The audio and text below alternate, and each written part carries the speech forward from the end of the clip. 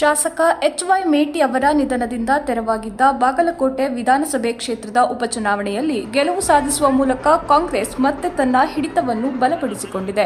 ಆರಂಭದಲ್ಲಿ ಕೆಲವು ಅಸಮಾಧಾನಗಳು, ವಿರೋಧಗಳ ನಡುವೆಯೇ ಕಾಂಗ್ರೆಸ್ ಅಭ್ಯರ್ಥಿ ಉಮೇಶ್ ಮೇಟಿ ಭರ್ಜರಿ ಗೆಲುವು ಸಾಧಿಸಿದ್ದಾರೆ.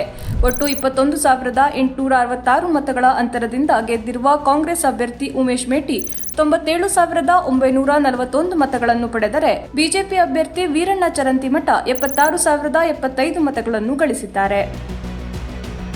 ಉಮೇಶ್ ಮೇಟಿ ಅವರ ಗೆಲುವಿಗೆ ಕಾರಣವಾದ ಪ್ರಮುಖ ಅಂಶಗಳನ್ನು ಗಮನಿಸಿದರೆ, ಎಚ್.ವೈ. ಮೇಟಿ ಅವರ ನಿಧನದಿಂದ ಬಾಗಲಕೋಟೆ ಕ್ಷೇತ್ರದಲ್ಲಿ ಉಂಟಾದ ಅನುಕಂಪದ ಅಲೆ ಕಾಂಗ್ರೆಸ್ ಪರವಾಗಿ ಕೆಲಸ ಮಾಡಿತು. ಉಪಚುನಾವಣೆಯನ್ನು ಮುಖ್ಯಮಂತ್ರಿ ಸಿದ್ದರಾಮಯ್ಯ ಪ್ರತಿಷ್ಠೆಯಾಗಿ ತೆಗೆದುಕೊಂಡ ಹಿನ್ನೆಲೆ ಪ್ರಚಾರಕ್ಕೆ ವಿಶೇಷ ಒತ್ತು ನೀಡಲಾಯಿತು.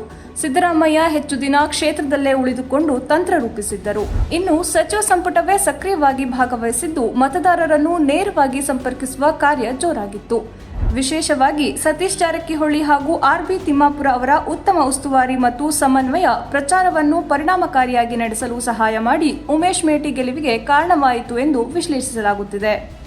ಶಾಸಕ ಎಚ್.ವೈ. ಮೇಟಿ ಅವರ ನಿಧನದಿಂದ ತೆರವಾಗಿದ್ದ ಬಾಗಲಕೋಟೆ ವಿಧಾನಸಭಾ ಕ್ಷೇತ್ರದ ಉಪಚುನಾವಣೆಯಲ್ಲಿ ನಿರೀಕ್ಷೆಯಂತೆಯೇ ಬಿಜೆಪಿ ಸೋಲನ್ನು ಅನುಭವಿಸಿದೆ. ಕಾಂಗ್ರೆಸ್ ಅಭ್ಯರ್ಥಿ ಉಮೇಶ್ ಮೇಟಿ ಅವರಿಗೆ ಜನರಿಂದ ದೊರೆತ ಅನುಕಂಪದ ಬೆಂಬಲವು ಬಿಜೆಪಿ ಸೋಲಿಗೆ ಪ್ರಮುಖ ಕಾರಣವಾಯಿತು.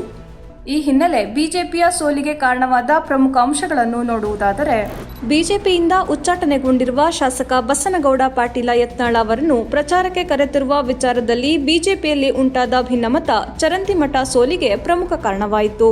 ಪಕ್ಷದ ಒಳಗಿನ ಅಸಮಾಧಾನ ಹಾಗೂ ಸಮನ್ವಯ ಕೊರತೆ ಪ್ರಚಾರದ ಮೇಲೆ ಸಾಕಷ್ಟು ಪರಿಣಾಮ ಬೀರಿತು. ಬಿಜೆಪಿ ಮಾಜಿ ಶಾಸಕ ವೀರಣ್ಣ ಚರಂತಿಮಠ ಅವರ ವಿರುದ್ಧ ನಡೆದ ವೈಯಕ್ತಿಕ ಟೀಕೆಗಳನ್ನು ಕಾಂಗ್ರೆಸ್ ತಮ್ಮ ಅಸ್ತ್ರವಾಗಿ ಬಳಸಿಕೊಂಡಿದ್ದು ಮತದಾರರಲ್ಲಿ ಸಹಾನುಭೂತಿ ಮೂಡಿಸಿತು. ಜೊತೆಗೆ ಗ್ರಾಮೀಣ ಪ್ರದೇಶಗಳಲ್ಲಿ ಸಂಘಟನೆ ದುರ್ಬಲವಾಗಿರುವುದು ಕೂಡ ಬಿಜೆಪಿ ಹಿನ್ನಡೆಗೆ ಕಾರಣವಾಯಿತು. ಪ್ರಚಾರದ ವೇಳೆಯೇ ಉಂಟಾದ ಭಿನ್ನಮತಗಳು ಹಾಗೂ ಸಂಘಟನೆಗೆ ಸಂಬಂಧಿಸಿದ ದೌರ್ಬಲ್ಯಗಳು ಪಕ್ಷದ ಮೇಲೆ ಪರಿಣಾಮ ಬೀರಿದ್ದು ಚರಂತಿಮಠ ಸೋಲಿಗೆ ಕಾರಣವಾಯಿತು ಎಂದು ವಿಶ್ಲೇಷಿಸಲಾಗುತ್ತಿದೆ.